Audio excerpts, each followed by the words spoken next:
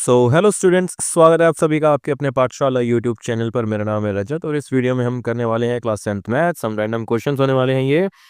अच्छा, वैसे ये क्वेश्चन पेपर है, आपको फिर से रिमाइंड करवा दूं। क्वेश्चन पेपर वो है जो अभी मॉक टेस्ट में लिया गया था गवर्नमेंट स्कूल्स में। ठीक है, मॉक टेस्ट के नाम पे लिया गया था, पता नहीं क्या कर रहे हैं ये। खैर, तो वो क्वेश्चन पेपर हम सोल्व कर रहे हैं। हाँ, उसमें से मैंने 20 तक जो क्वेश्चन थे, मतलब एमसीक्यूज जो थे, उसको मैंने अभी के लिए स्किप किया है और हम 21 से कर रहे हैं। तो 21 से करते करते हम आ गए हैं क्वेश्चन नंबर 30 एंड 31। ठीक है, तो इस वीडियो में हम ये दो क्वेश्चन निपटाने वाले हैं। तो जल्दी से पहले चैनल को सब्सक्राइब कर दो, वीडियो को लाइक कर दो और फिर बढ़ते हैं हम आगे। तो करते हैं स्टार्ट।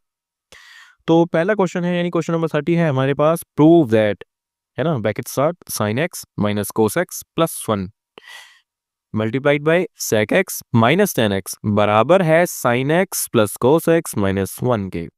ठीक है, तो हमें इन क्वेश्चंस में करना ही क्या होता है, करना ही क्या है, हमें कुछ भी नहीं करना, है ना। पहले तो हम लिखते हैं क्या जो हमें गिवन है। देखो, sine x minus cos x plus 1 multiplied by, ये डॉट मल्टीप्लाई को रिप्रेजेंट करती है, मल्टीप्लिकेशन होता है इसका मतलब। तो sec x minus ten x, ठीक है, बराबर है sine x plus cos x minus 1 के। इसके इक्वल हमें प्रूव करना है, लेकिन अभी इक्वल टू वाले को हम स्किप ही करते हैं, इसको तो साइड में ही रख देते हैं क्योंकि इसकी हमें ज़रूरत है नहीं। ठीक है, हमें तो बस एलएचएस से काम है, लेफ्ट हैंड साइड से काम है। ठीक है, उसमें भी ज़रा देखें, ज़रा देखें, ज़रा देखें तो sign x minus cos x plus 1 का हम कुछ कर नहीं सकते ज़्यादा।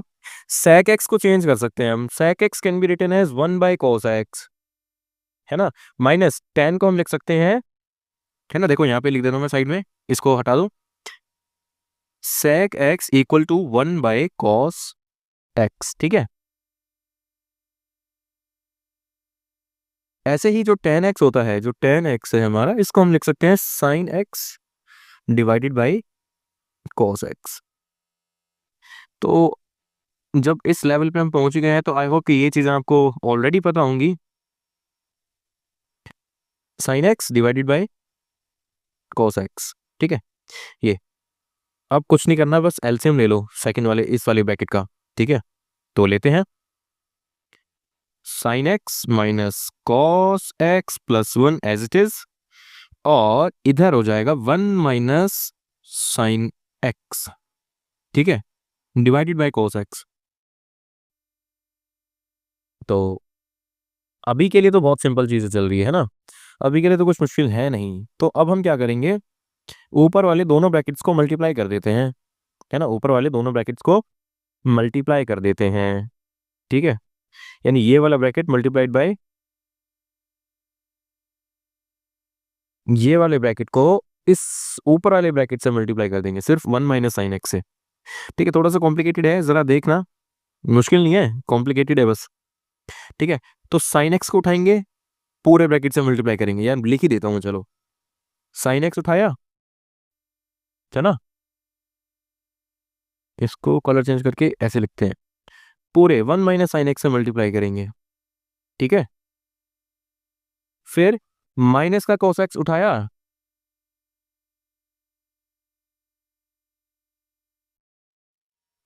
पूरे 1 माइनस साइन एक्स से अगेन मल्टीप्लाई करेंगे। ठीक है, फिर प्लस 1 उठाया, अगेन पूरे 1 माइनस साइन एक्स से मल्टीप्लाई कर देंगे। ठीक है, और जो नीचे है, और नीचे जो है वो है हमारा कॉस एक्स, कॉस एक्स। अब मल्टीप्लाई कर लेते हैं,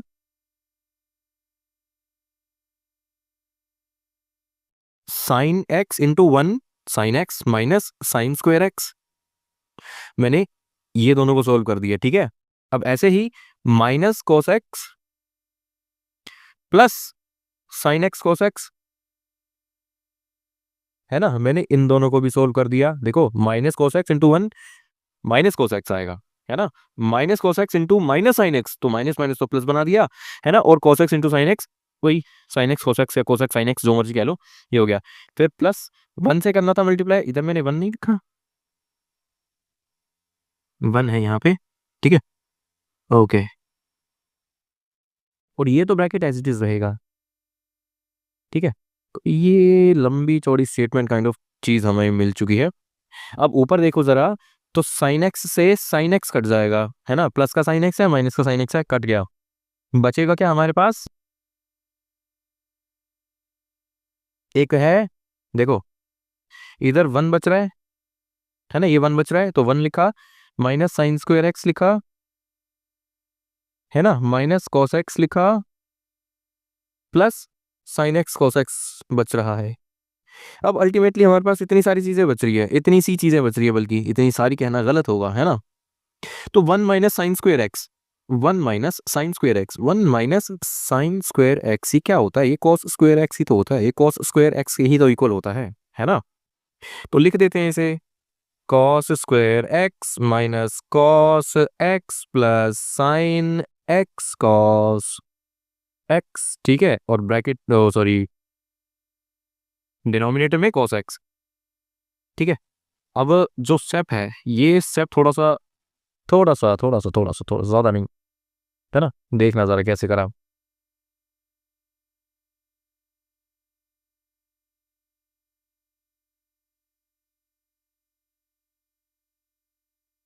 चलिए, हाँ, तो ये जो cos x है ना ऊपर या नीचे, नीचे वाला, उन सबको मैं अलग अलग लिख दूंगा।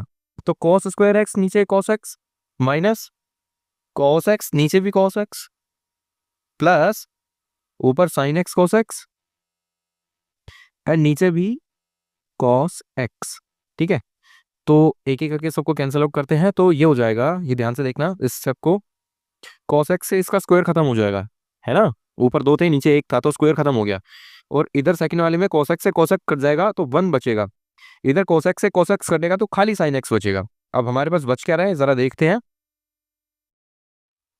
वी आर लेफ्ट विद, इधर है cos x minus 1 plus sine x, ठीक है। रीअरेंज करेंगे तो हमारा कहीं ना कहीं यही आ रहा है जो हमारा, जो हमें चाहिए था, है ना, sign x plus cos x minus 1, है ना, साइन एक्स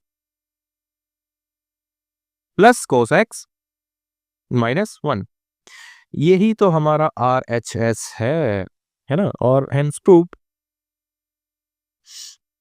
आई होप कि ये क्वेश्चन आपको समझ में आया होगा। जल्दी जल्दी से लाइक कर देना वीडियो को और सब्सक्राइब कर देना चैनल को और शेयर करना अपने दोस्तों के साथ।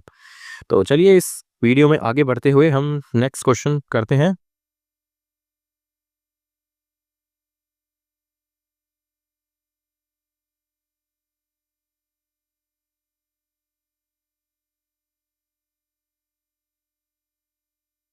ठीक है, आगे तो देखो नेक्स्ट क्वेश्चन क्या कहता है, ये एपी वाला क्वेश्चन है।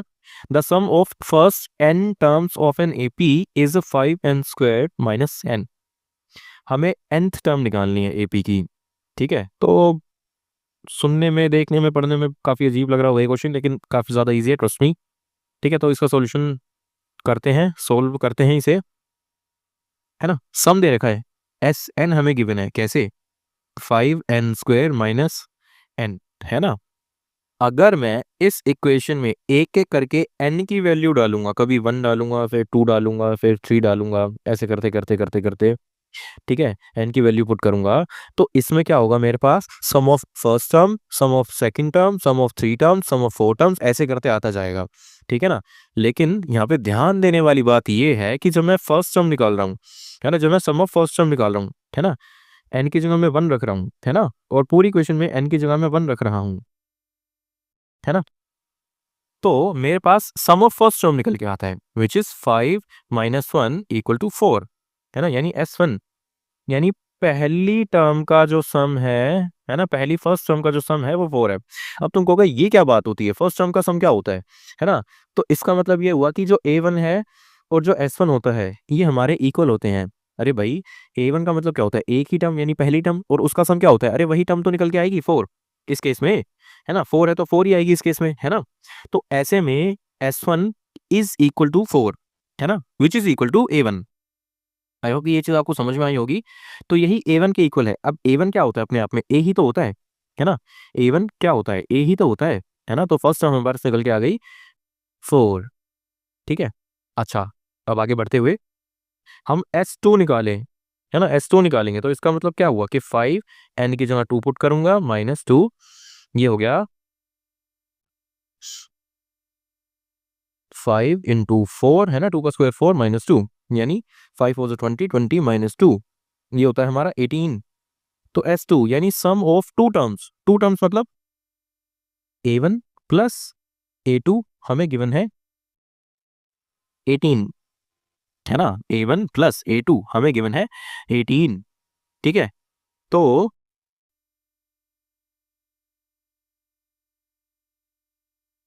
यहाँ लिख लेते हैं S2 ये होता है हमारा, है ना, A1 प्लस A2। अब क्या हमें A1 की वैल्यू नहीं पता, A1 क्या है हमारा 4 है ना, यहाँ से हम निकाल के लेके आए हैं, प्लस A2 हमें पता नहीं और 18 के इक्वल है ये दोनों चीजें, ठीक है। तो A2 क्या हो जाएगा 18 -4, A2 अब क्या हो जाएगा 14, यानी सेकंड टर्म जो है हमारे पास 14 निकल के आई है, ठीक है, सेकंड टर्म 14 निकल के आई है। अब ध्यान से देखना, AP क्या बन रही है हमारी A1 मतलब A, है ना, A2 A3 से हमें मतलब नहीं है तो लिखूंगा भी नहीं मैं, ठीक है। A1 है 4 और A2 है 14। अब ऑब्वियसली हमें D निकालना हो तो क्या करेंगे, A2 माइनस A1 करेंगे। A2 कितनी है 14 माइनस A1 कितनी है 4, तो क्या मेरे पास 10 आ जाएगा D, क्या मेरे पास D की वैल्यू 10 आ जाएगी? जी बिल्कुल आ जाएगी। अब बताओ मेरे पास D है 10, A है 4, क्या मैं ए एन वाले फॉर्मूले में पुट नहीं कर सकता, है ना, क्या मैं AN वाले फॉर्मूले में पुट कर सकता इसमें।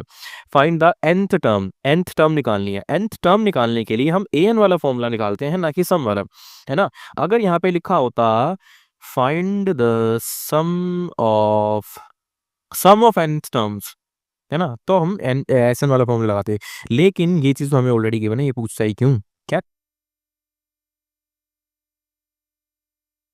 ओके। तो हमसे तो जितना पूछा गया है उतना ही हम निकालने वाले हैं। AN की वैल्यू पूछी है, AN क्या होता है A plus n minus 1D, है ना। AN का फॉर्मूला हमसे n की टर्म्स में पूछा है, तो A की वैल्यू पुट करेंगे प्लस n को ऐसे रहने रहने देंगे और D की वैल्यू पुट करेंगे, तो ये हो जाएगा 4 प्लस 10n-10, है ना, ब्रैकेट ओपन कर दिया मैंने, ये AN की वैल्यू है, तो ये हो जाएगा 10n-6, ठीक है। तो ये हमसे पूछा गया था। आई होप कि ये आपको समझ में आया होगा, काफ़ी ज़्यादा इजी क्वेश्चन था ये वाला भी और उससे पहले वाला भी, ठीक है। तो ये थी आज की वीडियो। अगर आपको वीडियो अच्छी लगी हो तो वीडियो को लाइक करना, चैनल को सब्सक्राइब करना और शेयर करना अपने दोस्तों के साथ, और ये भी बताना कमेंट करके कि आपके बोर्ड्स की तैयारी कैसी चल रही है। तब तक के लिए मिलते हैं आपसे अगले वीडियो में, बाय।